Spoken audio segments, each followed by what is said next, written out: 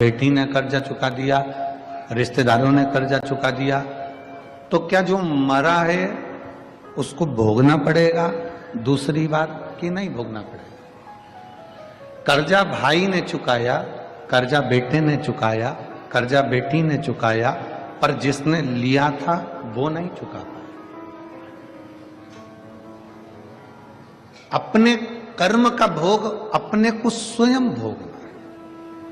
परसों की कथा में कहा था कि हाथ में हमको खुजाल चली है तो हम खुजालेंगे। पेट हमारा दुखा है तो दवाई भी हम खाएंगे, दवाई भी हम खाएंगे।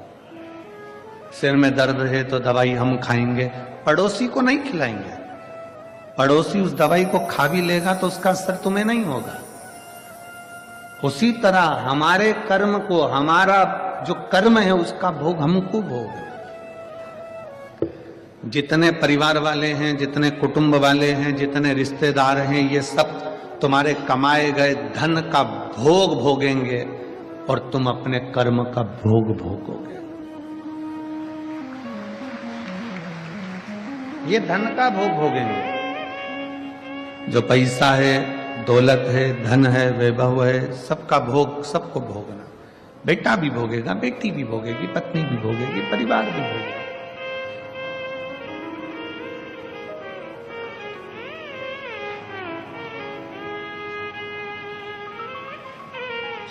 कर्जा चुकाने के लिए तो मेरे भगवान राम को भी पृथ्वी पर वापिस कृष्ण के रूप में अवतरित होना पड़ा।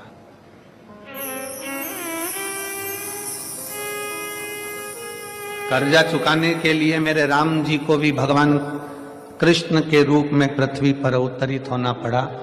आप सब ने कथा सुनी होगी कि एक बार भगवान श्री राम माता जानकी के साथ में अपने पिता के वचनों को निभाने के लिए वन जा रहे थे। कितने वर्ष के लिए गए? जम के बोलो जरा। 14 वर्ष के।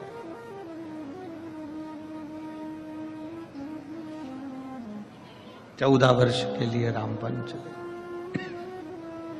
14 वर्ष चलते चलते एक ऐसा वीरान जंगल आ गया जिस वीरान जंगल में पानी भी नहीं था, जहां पर पीने के लिए जल भी नहीं। चलते चलते माता जानकी थक गई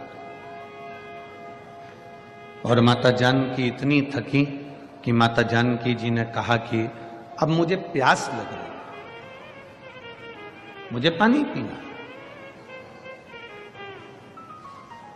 अपने माता पिता के वचन को पूर्ण करने के लिए भगवान श्री राम वन को चले और मां जानकी चलते चलते थक गईं और थकने के बाद में माता जानकी कहती हैं कि अब मुझे प्यास लगी, बहुत पानी की प्यास।